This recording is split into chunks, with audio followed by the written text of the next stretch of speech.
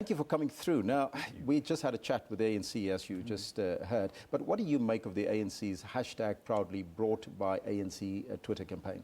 I think the ANC was exposed that it was actually not originally their campaign. I mean, it was a DA campaign, and they tried to put a spin around it, and it didn't go as well as they would have liked to.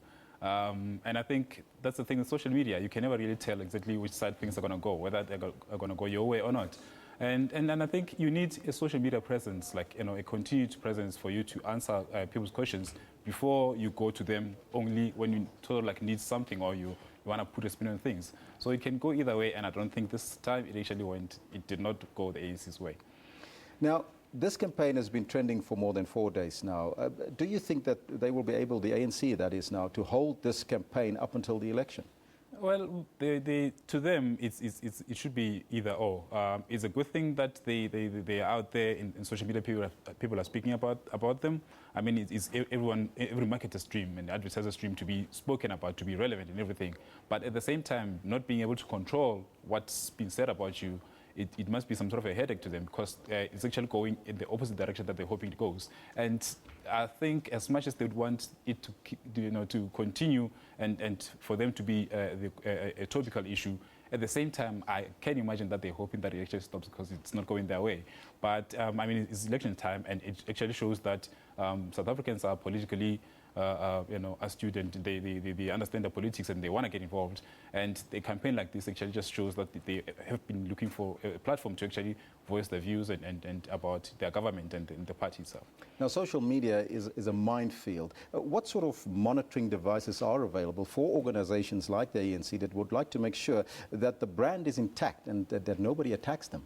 Well, there are brand monitoring applications out there, but they are largely used by marketers who are selling a certain product. So for the ANC, for instance, you can just sort of like look at your strategies, whether your strategies are working, whether they're targeting the right people, and whether, try and appoint maybe your marketing strategies to try and direct the conversation in the way that you want it to go. Very difficult, I mean, I suppose, given the ANC's public stance and everything, and how people who usually on social media say about it. But I think it's probably worth a try. And this time around, they should just sit down and plan their own campaign and say, okay, this is how we're going to plan it, this is how we're going to execute it, and this is the people that are going to help you do it. Instead of just trying to hijack anything that's out there and say, okay, since where people are speaking about 1, 2, 3, let's try and spin it on our way. Because as it's been shown, you can just go either way. Now let's talk about policies. Briefly explain to us, what are Twitter policies in terms of retweeting other users when they tweet you?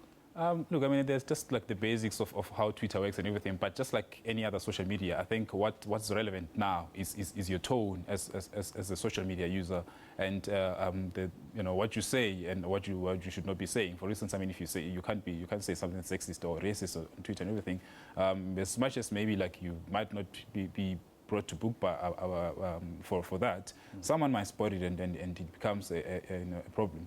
And the thing about retweeting is that people think that if someone says women are bad drivers and should be killed off the road and everything, you can just retweet that and say, I just retweeted it because I retweeted it.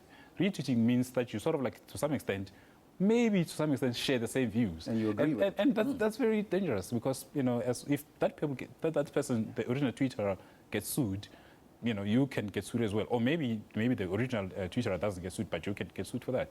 And recently there's been this whole thing of people saying on their Twitter account, I mean, I'm Shaun Molokwane from MMA, but I tweet in my personal capacity. There's no such, because my views are sort of like to some extent shaped by what MMA is, and it's very difficult to divorce my association with MMA. Is the South African public aware of these Twitter policies, or are they just using Twitter? Some are. The thing is, there's like various levels of Twitter usage and users. There are the experts, and there are people who the middle class, who use Twitter for certain ideas, and there are people who just use Twitter for like, hello, how are you, Shaun? Good things, and those people are the ones that usually don't know the etiquette and everything. But for people who use it to engage in conversations and comment on current affairs and issues of the day, know that you can behave in a certain way, because those are the same people who, for example, know the likes of Macintosh Pulera, that there was some sort of like problem in terms of what they said on Twitter. So those people are the ones who are very careful on what they say and how they say it, and because they are aware of such examples. Hashtag proudly brought to you by the ANC. Are they targeting the right audience?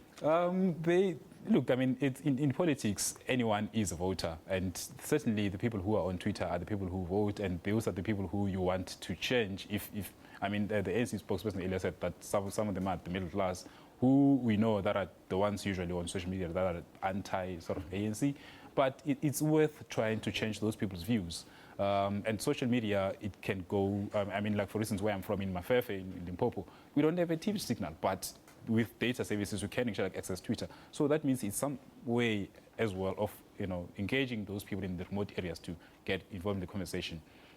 Shaun Molokwane from Media Monitoring Africa, thank you so much for your time and explaining the issues to us. Thank you so much. Now, you've been watching